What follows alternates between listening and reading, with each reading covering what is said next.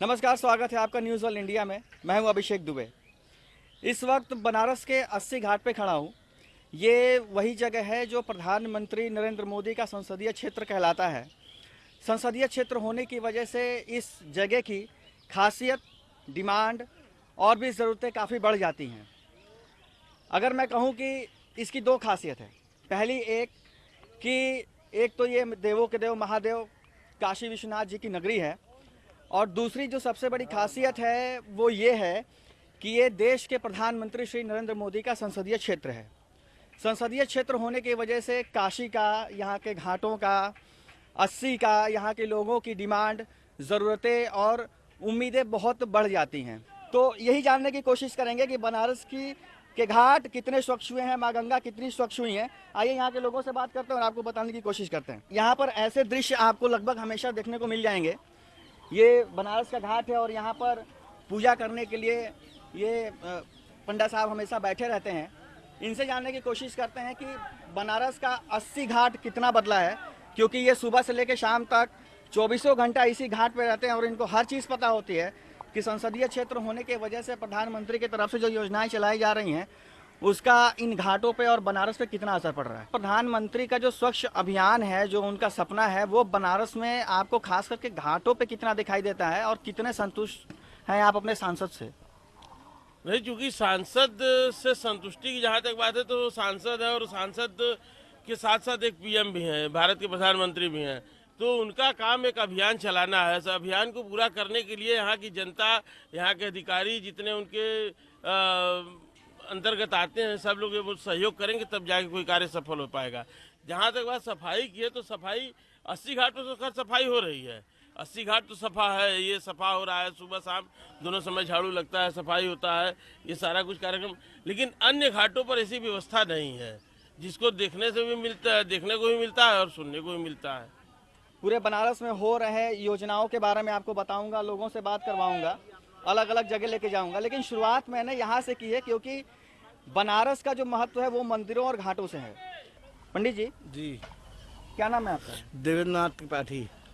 देवेंद्रनाथ त्रिपाठी जी, आप यहाँ पे कितने दिन से रह रहे हैं और कितने घंटे डेली रहते हैं? यहाँ पर लगभग जो है 17 साल हो गया रहते हुए। गंगा का सफाई अभी जो है कि पहले से कुछ सुधार हुआ है, लेकिन फिर भी अभी पूरा सुधार नहीं हुआ है। हम लोग प्रतिदिन स्नान करते हैं, उससे से जल में से नीचे से जो है कि नाला की तरह काला काला निकलता है। अब बदबूदार जल हो गया है, नहाने में बड़ी दिक्कत हो गई। 100 में 30% कह लें तो वो संतुष्टि यहाँ दिख रही है। खैर, बहुत ज़्यादा संतुष्टि की उम्मीद 2 साल में की भी नहीं जा सकती। अभी 5 साल का कार्यकाल बचा हुआ है, अगले 3 साल में बहुत सारे काम भी करने बाकी हैं। लेकिन आज से अगर 2 साल पहले थोड़ा सा झांक कर देखा जाए तो मुझे जो लगता है, मुझे जो दिखाई देता है कि आज से 2 साल पहले बनारस के घाटों की स्थिति काफ़ी बद से बदतर थी, गंदगी थी, बदबू था। लेकिन अब आप खुद देख लीजिए, सफाई दिख रही है, लोग यहाँ पे आराम से बैठ रहे हैं, नहा रहे हैं। गंगा कितनी निर्मल हुई है ये तो मैं नहीं कह सकता, लेकिन घाटों की सफाई हो रही है, घाटों पर काम ज़रूर हुआ है। यहाँ के लोग भी कुछ संतुष्ट हैं, लेकिन संतुष्टि का जो प्रतिशत है वो काफ़ी कम है। मेरे साथ इस वक्त माननीय अवस्थी जी भी हैं, उनसे भी बात करके ये जानने की कोशिश करते हैं कि आखिरकार में 80 कितना बदला है। मालिनी जी, 2 साल हो गए प्रधानमंत्री का संसदीय क्षेत्र हुए बनारस को, और आप तो खुद देख रही हैं, आप तो कई संगीत कार्यक्रम कर चुकी हैं, कर भी रही हैं, आज भी यहाँ आई हैं। मैं आपसे ये जानना चाहूँगा कि 2 साल में बनारस का घाट ये 80 कितना बदला है? ये आप बताइए, 2 साल पहले आपने देखा था? मैंने तो देखा था। ये एक ऐसा घाट था जिसको सभी जानते मानते हैं, लेकिन आज यहाँ पे जो एक हलचल और जिस प्रकार का एक सांस्कृतिक केंद्र के रूप में 80 स्थापित हुआ है, मैंने खुद यहाँ पिछले साल इतना भव्य कार्यक्रम किया था 150 लोक कलाकारों के साथ। सुबह बनारस यहाँ होता है, अभी इस समय आप आए हैं, पहले इतने यहाँ पर जैसे जो अभी फिर से घाट और ये लगने लग गए हैं, महंत ये बैठने लगे हैं पंडित, तो यहाँ पर नावें, ये सब नज़ारा उधर के घाटों पे देखने को मिलता था, यहाँ नहीं देखने को मिलता था। तो और जबकि सबसे चौड़ा पाट है, सबसे पुराना घाट है, तो ये मुझे लगता है उस सक्रियता का ही अंजाम है। और वैसे भी काशी जो भी आए सबसे पहले आकर के, मुझे तो हमेशा 80 ना आऊँ तो मुझे लगता है काशी आना अधूरा है। एक सफाई के लिए देखिए, सफाई होना, सफाई एक सोच है, सफाई के लिए सोचना भी लोगों के मन में डालना कि ये ज़रूरी है। ये मुझे लगता है कि सबसे पहले प्रधानमंत्री जी ने शुरू किया, और प्रधानमंत्री जी उस सोच को डाल करके लोगों से अपेक्षा कर रहे हैं कि वो कम से कम एक आदत में शुमार तो हो। हम ये जाने तो कि हाँ, इस प्रकार के कूड़ेदान हैं जिनमें कि आपको कूड़ा डालना है। हमसे बात करने के लिए बहुत बहुत धन्यवाद मालिनी जी। मालिनी जी का कहना बिल्कुल साफ है और बिल्कुल सही भी है कि सफाई एक सोच है, एक आदत है जो हर देश के नागरिक को अपने अंदर रखनी चाहिए। उसको खुद अपना कर्तव्य समझना चाहिए कि हमें सफाई रखनी है, हमें कूड़ा कहाँ फेंकना है, कहाँ नहीं फेंकना है। 80 घाट के बाद हम पहुंचे प्रधानमंत्री के गोद लिए गांव जयापुर में। वहां हमने बात की गांव के विकास पर गांव के प्रधान से और साथ ही गांव वालों से। इस वक्त मैं हूं प्रधानमंत्री के उस गांव में जिसको उन्होंने गोद लिया था, यानी कि जयापुर गांव।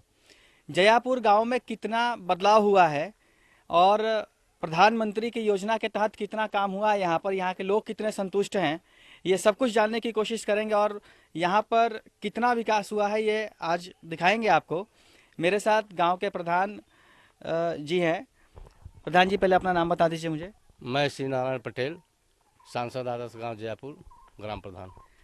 पटेल जी, मैं आपसे ये जानना चाहूँगा कितना बदलाव हुआ है जब से प्रधानमंत्री ने इस गांव को गोद लिया है, तब से इस गांव में विकास का काम कितना हुआ है? इस देश के यशस्वी प्रधानमंत्री माननीय नरेंद्र मोदी जी ने 7 नवंबर 2014 को इस गांव में गोद लिया है इस गांव को, और उनके गोद लेने के बाद निरंतर यहाँ विकास के कार्य चल रहे हैं। शुरू में यहाँ बैंकिंग सेवा के लिए कोई सुविधा नहीं थी। यहाँ 2 अच्छे बैंक हो गए हैं, union bank of India, syndicate bank, जिनकी शाखा अच्छे ढंग से चल रही है और लोग उससे लाभान्वित हो रहे हैं। एक कंप्यूटराइज पोस्ट ऑफिस खोला गया है जिसकी भी सेवा अच्छी है। पेयजल के लिए टंकी बन रही है, 3 पंप हाउस बनाए गए हैं, उसका कार्य चल रहा है। 1 महीने पूरे गांव को 24 घंटे पानी की व्यवस्था हो जाएगी। और स्वच्छता अभियान के तहत CSR की तरफ से, मतलब उद्योगपतियों की तरफ से 450 टॉयलेट बनाए गए हैं, और स्वच्छता अभियान के तहत उत्तर प्रदेश गवर्नमेंट की तरफ से 100 टॉयलेट बनाए गए। इस प्रकार से 550 टॉयलेट बन गए हैं और 90% से ज़्यादा लोग उपयोग कर रहे हैं उसका। और यहाँ पर वेलस्पन कंपनी, जो माननीय मित्तल जी की कंपनी है, विनीत मित्तल जी की, उनकी तरफ से 25-25 kVA के 2 सोलर प्लांट लगाए गए हैं, जिससे 850 परिवारों को लाइट की व्यवस्था समुचित 12 घंटे के लिए या 18 घंटे के लिए की जाती है। जो आप दिखा रहे हैं ये पावर प्लांट, ये जो CSR की तरफ से मित्तल जी की कोई कंपनी है, उनकी तरफ से ये लगाया गया है और 25 किलोवाट का है ये आप देख सकते हैं। ये 25 किलोवाट के पावर प्लांट लगाए गए हैं, सोलर पावर प्लांट। ऐसे 2 हैं, ये पहला है, इसके अलावा गांव के दूसरे छोर पे एक और है। ये पावर प्लांट दोनों मिला के 800 घरों को बिजली मुहैया कराता है, जो कि एक बड़ी राहत की बात हो जाती है इस गर्मी में, जहां 40 डिग्री टेम्परेचर की गर्मी हो और सूखा पड़ा हो पूरे देश में। वहां अगर प्रधानमंत्री अपने गांव में, प्रधानमंत्री के वजह से कोई कंपनी आती है और वो अपने CSR कार्यक्रम के तहत अगर ये सोलर प्लांट लगाती है, जिससे गांव वालों को बिजली मिल रही है, तो ये एक बेहद अच्छी बात है। मोदी जी का सपना है सबका साथ सबका विकास। प्रधानमंत्री मोदी ने जिस गांव को गोद लिया था, उस गांव में कितना विकास हुआ है, वहाँ के लोग कितने संतुष्ट हैं। मैं उसी गांव में मौजूद हूँ, जयपुर गांव है ये, और मेरे साथ मैं आपको दिखा दूं, इधर आगे पीछे गांव के लोग बैठे हुए हैं और मैं इनसे बात करूंगा, बात करके इनसे जानने की कोशिश करूंगा कि मोदी ने जब से इस गांव को गोद लिया है, प्रधानमंत्री ने जब से इस गांव को गोद लिया है, तब से इस गांव का कितना विकास हुआ है, गांव में सड़कें, पानी, बिजली की व्यवस्था कितनी अच्छी हुई हैं, और ये लोग अपने प्रधानमंत्री से कितने खुश हैं। इस गांव में कितने रोजगार के अवसर पैदा हुए हैं, इन लोगों को कितना फ़ायदा मिल रहा है। आइए इन्हीं से बात करते हैं और इन्हीं से जानने की कोशिश करते हैं। आप बताइए कि जब से ये गांव, लगभग 2 साल हो गया इस गांव को गोद लिए हुए प्रधानमंत्री की तरफ से, कितना विकास हुआ है, कितने संतुष्ट हैं आप? प्रधानमंत्री जी ने जब से गोद लिया है, इस गांव में शौचालय का कार्य पूर्ण रूप से हो चुका है। उसके बाद जो है कि 3 बैंक हैं यहाँ पर, वो काम हुआ है। आंगनबाड़ी केंद्र का काम हुआ है। और जहाँ तक रह गई कार्यरत में, तो सिंचाई के लिए जो टंकी बन रही है उसका कार्य चल रहा है। सबसे बुरा चीज़ ये है कि यहाँ पर जो रोड बना हुआ है, जो इन लोग जिसके ठेके के अंतर्गत यह बनाया गया है, वो रोड पूरी तरह ध्वस्त है। बहुत सारी दिक्कतें हैं अभी। किसान को ठीक से रकम नहीं मिल पा रही है, खेती के लिए अच्छे बीज नहीं मिल पा रहे हैं।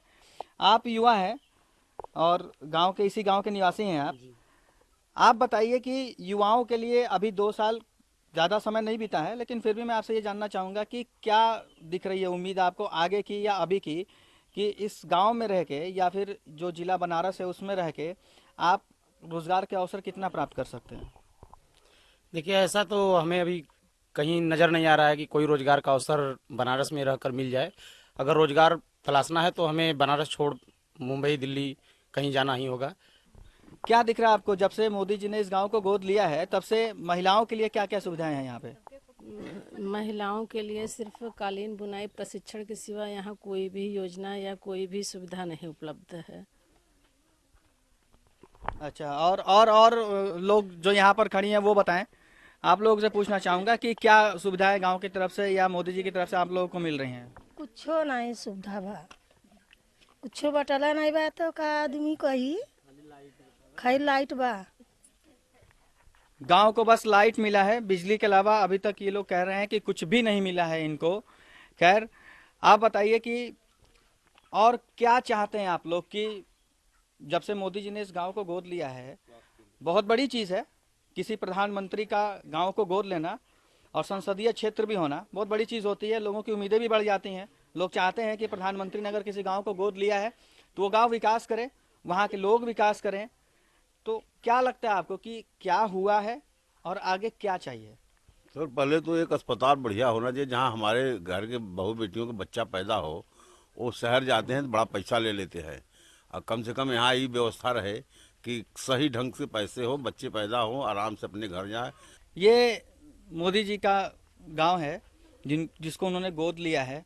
लोगों की उम्मीदें हैं, बहुत कुछ चाहते हैं मोदी जी से कि बनारस जिला, मोदी जी वहाँ के सांसद, ये गांव, इस गांव को मोदी जी ने गोद लिया है तो इस गांव के लोग चाहते हैं कि कम से कम हमें रोज़गार के अवसर मिल जाएं, खेती के लिए जो बीज मिल रहे हैं वो अच्छे हों ताकि लोग अच्छे से खेती कर सकें, और खेती करने के बाद जो उनकी लागत है वो निकल कर आ जाए, पानी की व्यवस्था अच्छी हो। बाहर, गांव के बाहर जो गांव को जोड़ने वाली जो सड़कें हैं वो सड़कें तो अच्छी हुई हैं, लेकिन गांव के अंदर जो सड़कें हैं वो भी अच्छी हो जाएं ताकि इन लोगों के लिए काफ़ी सुविधा हो जाए। अच्छे स्कूल की ज़रूरत है ताकि यहाँ जो बच्चे पढ़ रहे हैं उनको बाहर ना जाना पड़े, 25-30 किलोमीटर का सफ़र ना तय करना पड़े। जयापुर से हम पहुंचे बनारस के नदेसर, जहां हमने बनारस के मुसलमानों से भी बात की कि कितना बदला है बनारस उनकी नज़र में और 2 साल में उन्हें क्या मिला है। इस वक्त मैं बनारस के अल्पसंख्यक बहुल इलाके में पहुंच गया हूं, जहां हमारे मुसलमान भाई हमारे साथ मौजूद हैं। उनसे भी यह जानना चाहेंगे कि मोदी प्रधानमंत्री के संसदीय क्षेत्र में कितना विकास हुआ है और प्रधानमंत्री इनके उम्मीदों पर कितना खरा उतर पाए हैं। सबसे पहला सवाल मैं आपसे ये पूछना चाहूँगा कि प्रधानमंत्री का ये संसदीय क्षेत्र है, यहाँ पर आप ज़माने से रह रहे हैं, कितना खरा उतरे हैं ये आपके उम्मीदों पर? ना तो गलियों का विकास हुआ, ना तो घाटों का विकास हुआ, ना तो गंगा का विकास हुआ, ना तो बुनकर का विकास हुआ, ना तो किसानों का विकास हुआ, ना तो नौजवानों का विकास हुआ, ना शहर का विकसित विकास हुआ। किसान आज परेशान है, बुनकर आज परेशान है। मैं एक सवाल बड़े सीधे सीधे यहाँ पे सभी से पूछ रहा हूँ कि यूपी चुनाव में आप क्या चाहते हैं? बीजेपी को देखना चाहते हैं? समाजवादी पार्टी। सवाल ही नहीं, समाजवादी पार्टी, समाजवादी पार्टी। देखिए, जो गरीबों की बात करती है और जिसने गरीबों के लिए करके दिखाया, जिसने बुनकरों के लिए करके दिखाया, बुनकरों के लिए 65 रुपया 1 महीना बिजली चलाइए, पावर लूप चलाइए, 65 रुपया। ये समाजवादी पार्टी मुलायम सिंह यादव जी ने दिया, अखिलेश यादव जी ने दिया, और बुनकरों छात्रों को लैपटॉप अखिलेश यादव जी ने दिया, बेरोजगारों को बेरोजगारी भत्ता अखिलेश यादव जी ने दिया, कन्या विद्याधन अखिलेश यादव जी ने दिया। तो कहने का मतलब कि देने का काम अखिलेश यादव जी ने किया और लेने का काम देश के प्रधानमंत्री ने किया। आप लोग भी यही कह रहे हैं कि बीजेपी मोदी जी की तरफ से संसदीय क्षेत्र होने का कोई फायदा बनारस को नहीं मिला। आप लोग जा करके देख लीजिए कि इतने पानी में हम लोग आते जाते हैं प्रतिदिन, और बिना बारिश का हम लोगों के पैर में कीड़े लग जाते हैं। यहाँ तक कि आने जाने का रास्ता नहीं है, और कूड़े का भंबार रहता है कि जैसे कुछ पूछिए ही मत। काशी यहाँ कबीर की काशी है, काशी यहाँ पर बाबा विश्वनाथ की काशी है। गंगा की मौजें काशी से एक मोहब्बत का पैगाम देती है, लेकिन जिन लोगों ने काशी के अंदर माँ गंगा ने मुझे बुलाया गंगा के सवाल पर, गंगा को भी धोखा देने का काम किया। हम ऐसी पाक और साफ गंगा बहाना चाहते हैं कि एक कोने पर बैठकर हिंदू भाई अगर स्नान करे तो दूसरे कोने पर बैठ के मुसलमान भाई वजू करे। हम ऐसी पाक और साफ गंगा बनाना चाहते हैं। गंगा कोई मजहबी गंगा नहीं है, हर गंगा के अंदर स्नान हिंदू भाई भी करता है, मुसलमान भाई भी करता है, सिख भाई भी करता है और ईसाई भाई भी करता है। इसलिए गंगा कोई मजहबी गंगा नहीं है, गंगा पाक और साफ होनी चाहिए। ये है बनारस के जमीन से जुड़े हुए लोग, जिनका साफ तौर पे कहना है कि संसदीय क्षेत्र होने का प्रधानमंत्री का बनारस को कोई फायदा नहीं मिला है। वैसे ही गलियां गंदी हैं, वैसे ही सड़कें उजड़ी हुई हैं, पानी साफ नहीं है, ढंग से रहने की जगह नहीं है, बदबूदार जगह है। तो कुल मिला के आपने खुद सुना है कि बनारस की इस समय स्थिति क्या है। इसके बाद 80 घाट के बाहर जमाने से चल रही पप्पू की चाय की दुकान पर भी बनारस के विकास पर चाय के साथ गर्मा गर्म चर्चा हुई, जिसमें हमारे साथ जाने माने नेता, सांसद, विधायक, प्रोफेसर्स और बनारस की आम जनता शामिल हुई। एक बार मैं फिर से मौजूद हूँ बनारस के 80 घाट पे। ये है पप्पू चाय वाले की दुकान। ये बहुत पुरानी दुकान है और आपको पता है कि बनारस की चाय बड़ी फेमस होती है, तो बनारस में पप्पू की चाय सबसे ज़्यादा फेमस है। पप्पू के चाय पर सबसे अच्छी बात यह है कि यहाँ चाय जितनी गर्म होती है उतनी ही यहाँ पर बैठे हुए लोगों की चर्चाएं बहुत गर्म होती हैं। बनारस में इस जगह पर, जो कि पप्पू के चाय की दुकान की जगह है, यहाँ पर बड़े बड़े नेता, बड़े बड़े विचारक बैठते हैं और भारतीय राजनीति के बारे में, बनारस की राजनीति के बारे में गर्मा गर्म चर्चा चाय के साथ करते हैं। तो इसी चाय की चर्चा के साथ हम भी इस चर्चा में शामिल होने जा रहे हैं और हमारे साथ यहाँ पर वरिष्ठ नेता लोग बैठे हुए हैं। मैं आपका परिचय करवाता हूँ उनसे। मेरे साथ सबसे पहले रामचरित्र निषाद जी हैं, ये सांसद हैं बीजेपी के। इसके बाद सुबेदार सिंह जी हैं, ये वरिष्ठ नेता हैं एसपी के। अखिलेश सिंह जी हैं, ये नेता के बीजेपी के नेता हैं ये। सर, पहले तो आप लोगों का बहुत बहुत स्वागत न्यूज़ वर्ल्ड इंडिया में और हमारे साथ रूबरू होने के लिए। मैं ये जानना चाहूँगा कि प्रधानमंत्री नरेंद्र मोदी का 2 साल कार्यकाल पूरा होने जा रहा है प्रधानमंत्री के रूप में, और बनारस उनका संसदीय क्षेत्र है। 2 साल वो भी कंप्लीट होने जा रहा है संसदीय क्षेत्र के रूप में। तो 2 साल में बनारस ने मोदी के संसदीय क्षेत्र के रूप में कितना कुछ पाया है और यहाँ पर विकास क्या दिख रहा है आपको? आज 2 साल में बनारस में हमारे प्रधानमंत्री जी ने, अभी आप देखे होंगे, महामना एक नई ट्रेन दे दिए। अभी आप बनारस से वेस्ट बंगाल आप जो है पानी की रोड से, जो भारत सरकार से सीधे हम जो चीज़ कर पा रहे हैं उसको सीधे ज़मीन पे उतर रहा है। तो आज चूँकि भारत सरकार से योजनाएं बन के आती हैं, प्रदेश सरकार से एस्टीमेट बनता है, जाता है। अभी 10 महीने से प्रदेश सरकार में चुनाव हुआ, ग्राम पंचायत का, जिला पंचायत का, प्रमुखी का, तो इन सभी उसमें जो है 10 महीने तक आचार संहिता लगा था। बचा 1 साल। 1 साल के अंदर मोदी जी ने बनारस के लिए जो जो दे दिया है वो 20 साल तक किसी ने नहीं कुछ कर पाया। सर, मैं आपसे पूछना चाहूँगा कि अभी आपने सर की बात सुनी है, क्या लगता है आपको कि बीजेपी की तरफ से मोदी के संसदीय क्षेत्र होने का बनारस को कितना फ़ायदा मिल रहा है? मैं हूं डॉक्टर सुबेदार सिंह, समाजवादी पार्टी से।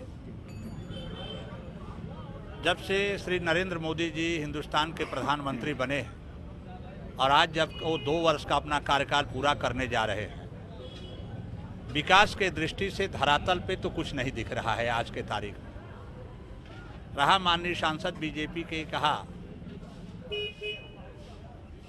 यह तो विश्व की प्राचीनतम नगरी है काशी, शंकर के त्रिशूल पर बसी हुई है काशी। ये मोदी जी के चलते विश्व के पटल पे नहीं है, यह बाबा भोलेनाथ की कृपा है, विश्व की प्राचीनतम नगरी है, माँ भागीरथी की कृपा है जो बनारस को स्पर्श करते हुए बहती है। तो इसलिए बनारस मोदी के चलते जाना जाता है, ऐसी बात नहीं है। मोदी बनारस के चलते जाने जाते हैं कि वो देश के माने संसद के सदस्य हैं और हिंदुस्तान के प्रधानमंत्री। अभी तक उनका कोई कार्यकाल माने कि कोई विकास का काम बनारस में नहीं दिखाई दे रहा है। हाँ, मोदी जी के लच्छेदार भाषण सुनने को मिलते हैं, उनकी लंबी लंबी घोषणाएं सुनने को मिलती हैं। हमारे साथ अभी ये बीएचयू के रजिस्ट्रार भी जुड़ चुके हैं और काशी विद्यापीठ के प्रोफेसर साहब भी जुड़े हैं। इनसे भी एक बार जरा बात कर लेते हैं। सर, मैं उसके बाद आपके पास आऊँगा सर की बात का जवाब लेने के लिए। सर, ये बताइए कि आप लोग बनारस में काफ़ी दिन से रह रहे हैं, मैं पहले आपसे पूछूंगा बनारस में कितना बदलाव हुआ है जब से ये संसदीय क्षेत्र हो गया प्रधानमंत्री जी का? देखिए, बनारस में बदलाव केवल मार्केटिंग का रहा है, मार्केटिंग या सेल्समैनशिप किसको कहते हैं हम लोग, उस पर आया है। अन्यथा कोई ऐसा आपको शायद अगर सड़कों को देखें तो टीवी पर दिखेगा और पेपर में दिखेगा, बदलाव कहीं नहीं आया है। और आने की भी उम्मीद बहुत कम है, क्योंकि जब आप केवल बोलते हैं और एग्जीक्यूट नहीं करते नहीं हैं तो बदलाव आता ऐसे नहीं है, बदलाव करने से आता है। और प्रधानमंत्री भी, बहुत अच्छी बात है कि प्रधानमंत्री हमारे जो बने हैं उनकी संसदीय सीट वाराणसी है।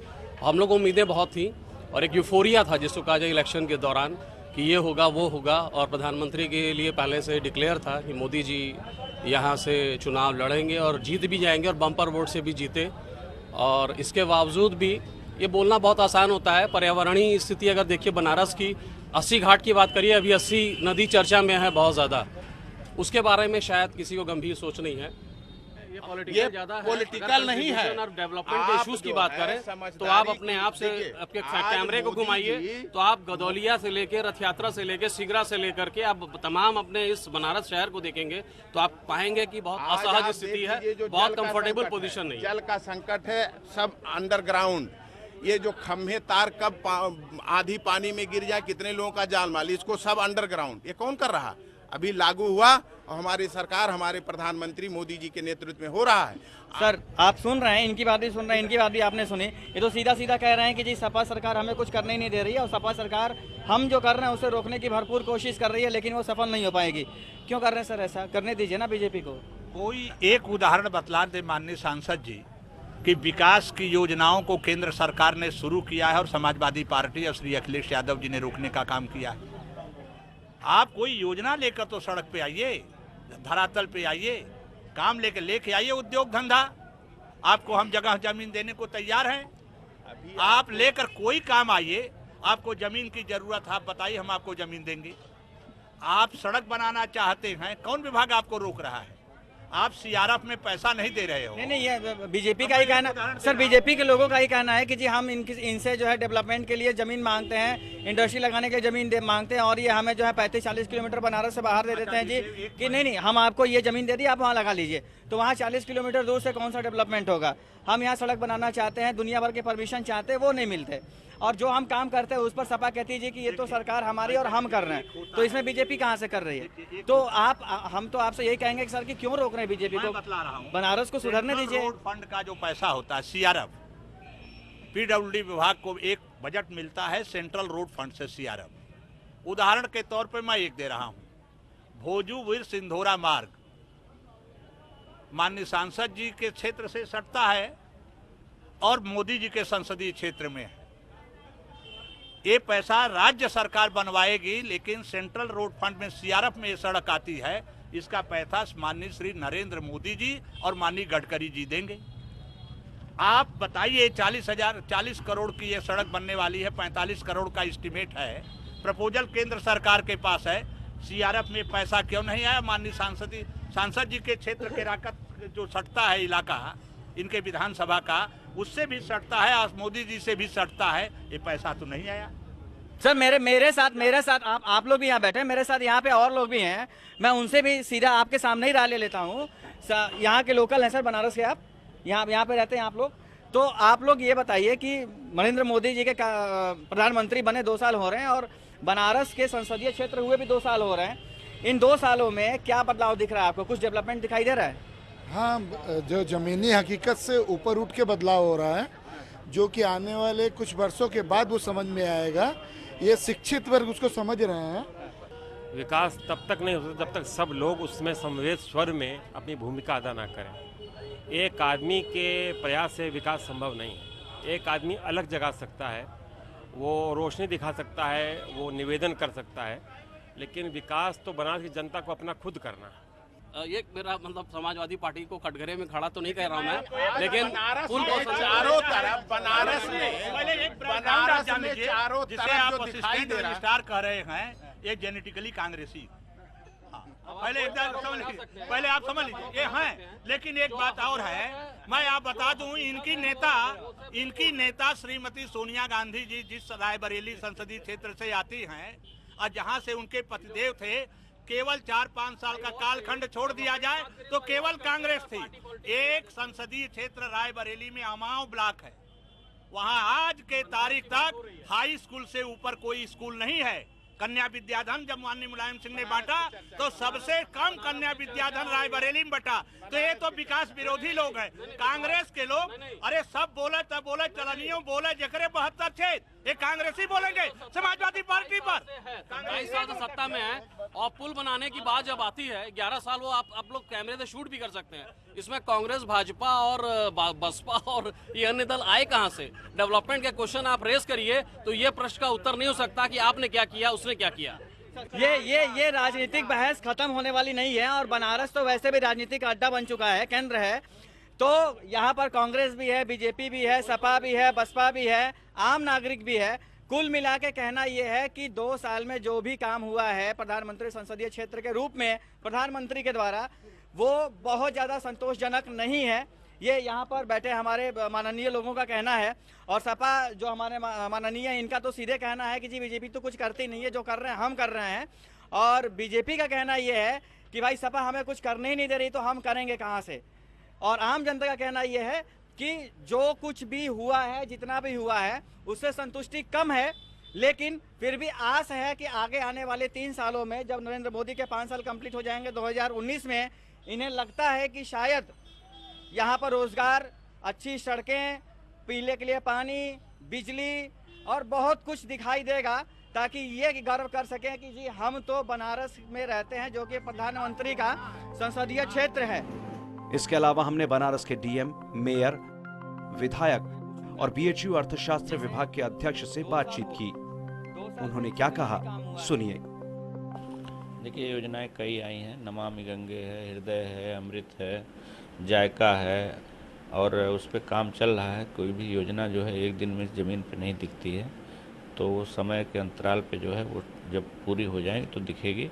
और अभी अगर आप शहर में निकलेंगे तो वो देखेंगे कि कई जगह सड़कें खुदी हुई हैं।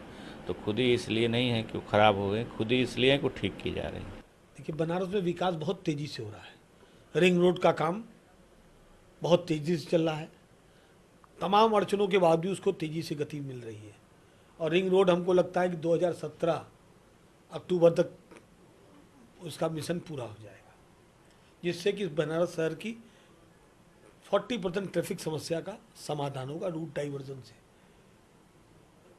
एनएच पे 4 लेन का काम बहुत तेजी से चल रहा है और तकरीबन दोनों योजना मिला के करीबन 1800 करोड़ की योजना है। आईपीडीएस का काम बहुत तेजी चल रहा है, अंडरग्राउंड केबलिंग का काम, कबीर नगर तमाम, क्योंकि देखिए शहर बहुत घना है, डेंसिटी बहुत ज़्यादा है, गलियां हैं और तमाम सारी ऐसी दिक्कतें हैं जिनके कारण से जो है एक साथ काम नहीं शुरू हो सकता। भारत सरकार ने 9 मंत्रालय ने अलग अलग अपने योजनाओं को माध्यम से बनारस से काफ़ी विकास किया। जैसे शहरी विकास मंत्रालय ने यहाँ पर अमृत योजना के तहत 1 अरब 80 करोड़ रुपए जारी किया। 1 अरब 80 करोड़ में बनारस की समस्या थी कि यहाँ पर पूरी तरह से लोग गर्मियों में पानी के बिना रहते हैं। यह पार्ट था प्रदेश सरकार का, लेकिन प्रदेश सरकार अभी तक घर घर पानी नहीं पहुँचा पा रही है, देश के आज़ादी के काफ़ी लंबे के कार्यकाल के बावजूद। तब 1 अरब 80 करोड़ में जो पुरानी योजनाएं थी, उन योजनाओं के माध्यम से घर घर कनेक्शन पानी का जोड़ा जाएगा। लेकिन इसका दुर्भाग्य रहा है कि अब तक यहाँ पर जितने जनप्रतिनिधि हुए, उन्होंने काशी के विकास के लिए कोई बहुत महत्वपूर्ण योगदान नहीं दिया।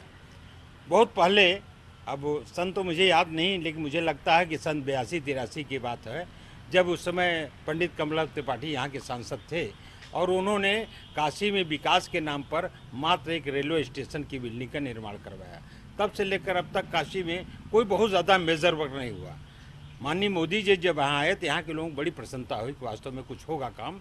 और ये बात सही भी है कि मोदी जी के आने के बाद 2 वर्ष में बनारस में बहुत ही ड्रास्टिक चेंज आया है। पिछले 2 साल में हुए बनारस के विकास पर हमने लोगों से बात की। लोगों का साफ साफ कहना है कि ज़मीनी स्तर पे बहुत ज़्यादा काम दिखाई नहीं दे रहा है, लेकिन अगले 5 साल में होने वाले विकास पर काफ़ी जोर दिया जा रहा है और बहुत सारी योजनाएं सामने भी आई हैं सांसद हमारे नरेंद्र मोदी जी की तरफ से। आगे आने वाले समय में अगले 3 साल का इंतज़ार है लोगों को कि जो भी योजनाएं अभी पेपर पे हैं वो ज़मीनी स्तर पे लागू होंगी और बनारस की दिशा और दशा सुधरेगी। यहाँ की आम जनता को नौकरी मिलेगा, रोज़गार मिलेगा, बनारस काफ़ी आगे जाएगा, विश्व स्तर पर इसका नाम होगा। कैमरामैन सुशांत के साथ Abhishek Dubey, news world India, Varanasi.